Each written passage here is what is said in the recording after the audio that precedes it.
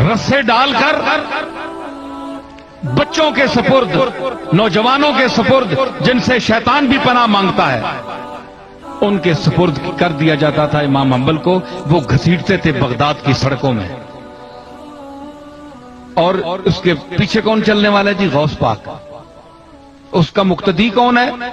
उसकी फिक्र का मुकल्लिद कौन है? शेख अब्दुल कादिर जिलानी जैसा शख्स। और इमाम की ये हालत है कि घसीट रहे हैं उसे, तो फरमा रहे हैं, कोड़े मार रहे हैं साथ पुलिस वाले, कहते हैं कि कहो कि कुरान अल्लाह की मखलूक है, खल्क है। उसने कहा नहीं, अल्लाह की सिफत है, इस पर कुरान या हदीस से कोई सबूत लाओगे तो मानूंगा, नहीं तो नहीं मानूंगा।